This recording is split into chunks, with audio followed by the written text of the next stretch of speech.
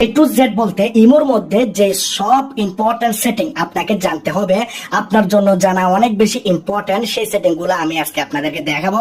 ফায়দা দেবে, আপনি এই সেটিং গুলোর মাধ্যমে আপনি আপনার ফোনটাকে প্রাইভেসিতে রাখতে পারবেন, সেফ রাখতে পারবেন। এবং বন্ধুরা, এখানে আপনাদের যে ইমোতে কথা বললে কেউ যদি স্ক্রিন রেকর্ড করতো সেটি করতে পারবে না, কেউ স্ক্রিনশট নিতে পারবে না, আপনার প্রোফাইল পিকচার দেখতে পারবে না।